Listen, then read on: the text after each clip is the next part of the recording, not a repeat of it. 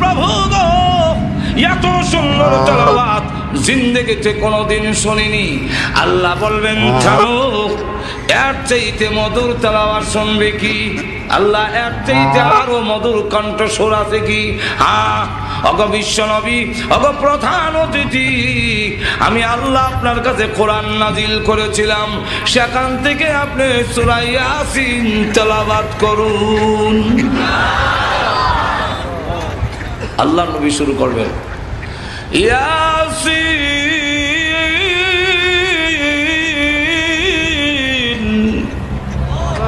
ওয়াল কুরআনিল হাকীম।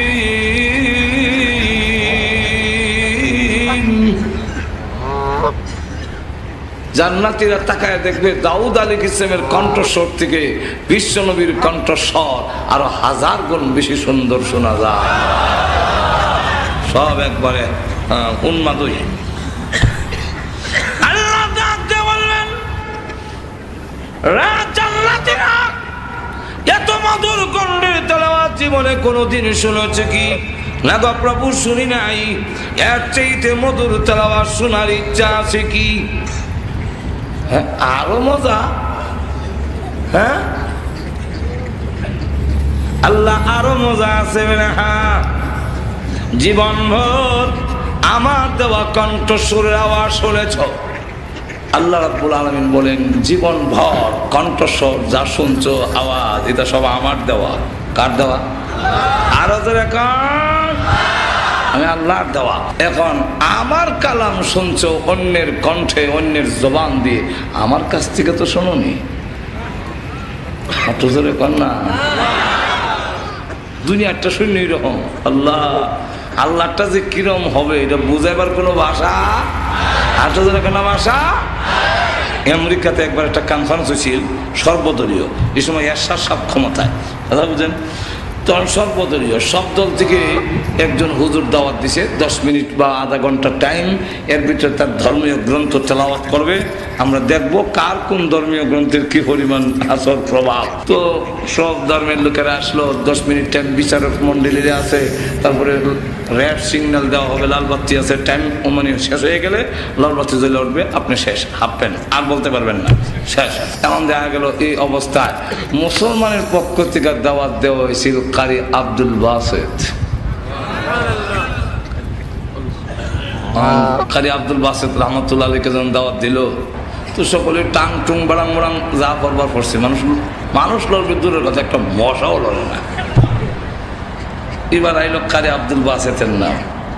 কারি আব্দুল বাসেতের নাম যখন আসলো, তখন তিনি দেখা যায় মোশন করতে করতে, কারি সাহেব দেখছেন না, খালি শাস্তে শাস্তে সময় শেষ।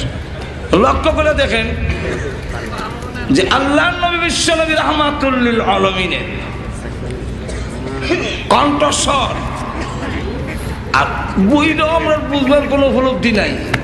তো কারি আব্দুল বাসেতটা, তো কারি আব্দুল বাসেতের কাছে তখন হওয়া যায় মাঝুর, এখন ঠিক কিনা?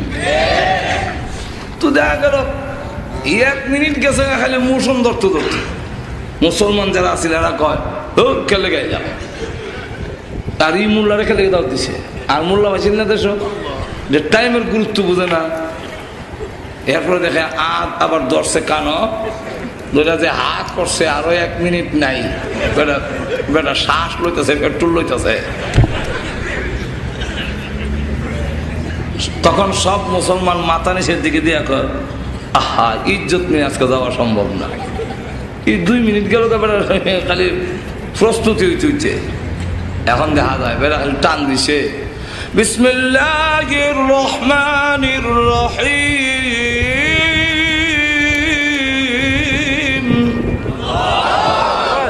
এমনি যারা কলম দিয়ে নম্বর দিত, কলম থইয়া যে চাইছে আর খবর নাই। যারা সুইচ টিপ দিয়ে লাল বাতি জ্বালাইতো, ওনার আর যায় না। ঠিক কিনা? শ্রোতারা যে আমরা চাইছি আর লড়ে না, ওনার তেলাওয়াত চলছে।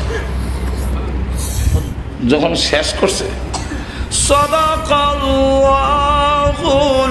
আযীম।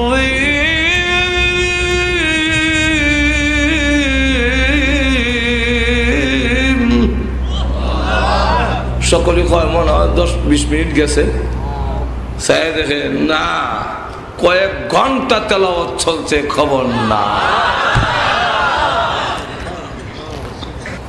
উনি স্টেজ থেকে নেমে যাবে, শত শত খ্রিস্টান যুবকেরা দাঁড়ায় গেছে, ও কালে আব্দুল বাসির কোথায় যান? আর যান না, আরো পড়েন, আমাদের দিল চেঞ্জ হয়ে গেছে। ওই কনফারেন্সে 80 জন খ্রিস্টান যুবক দাঁড়ায় সঙ্গে সঙ্গে কালমা পড়ে মুসলমান হয়ে গিয়েছে। চিন্তা করে আল্লাহর তেলাওয়াত কিরকম হবে। আল্লাহ তখন সংক্ষেপ করিলে নিলে শেষ করণ দিত না। আল্লাহ তখন ডাক দিয়ে বলবে, জীবন আমি আল্লাহর দেওয়া কণ্ঠস্বর, আমার কথাগুলো শুনেছ আব্দুল বাসিত, আব্দুল সত্তার, আব্দুল গফফারের জবানে। আমার কথাগুলো আমার জবান থেকে শুনোনি, আমার কণ্ঠে শুনো নাই। আজকে আমি আল্লাহ নিজে তেলাওয়াত করে শোনাবো।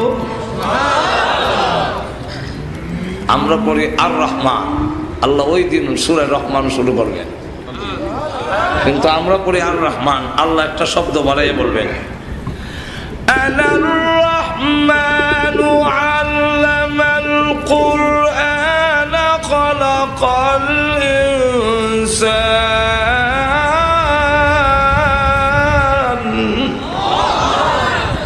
আনার রহমান, পরম করুণাময়। শুনেছো আনা, আমি। একটু জোরে কর না। ওই দিন তেলাওয়াত চলবে, মানুষগুলো অজ্ঞান হয়ে পড়ে যাবে। অজ্ঞান বলতে এমনি দেখা যায় লড়াচড়া নাই, কিন্তু খালি বলে প্রভু গো তেলাওয়াত করুন, আরো শোনান, আরো শোনান। আল্লাহ রাব্বুল আলামিন তেলাওয়াত করতে থাকবেন।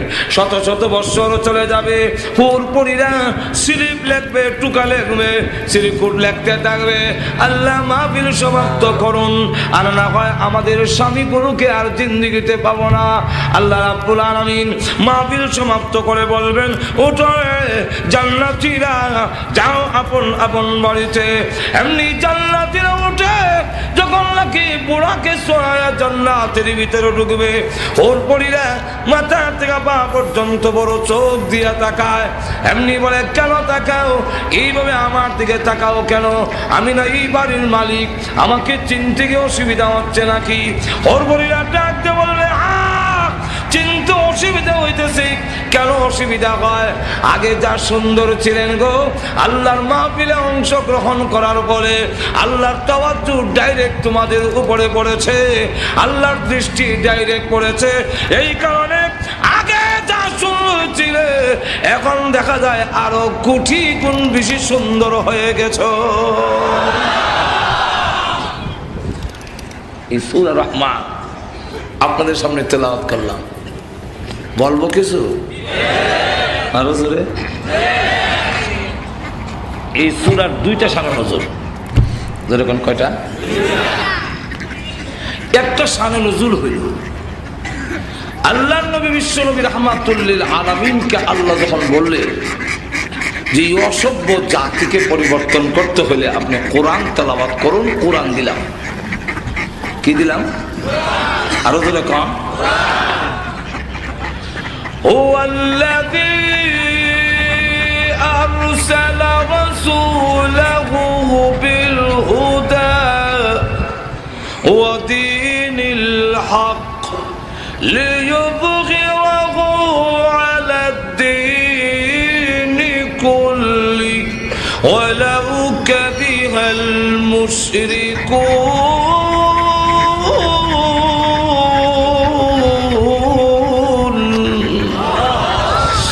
নবীজি আমি আপনাকে পাঠাইলাম সেই সত্তা যিনি আপনাকে পাঠিয়েছেন। আরসালাহু বিল হুদা, হুদা মানে কোরআন, কোরআন দিয়ে পাঠাইলাম। কারণ এই জাতিকে পরিবর্তন করতে হলে পিটায়া পরিবর্তন করা সম্ভব নয়। প্রশাসন বাইরে আপনি কিন্তু পারেন না। লাস্তা আলাইহিম বিমুসাইয়ির।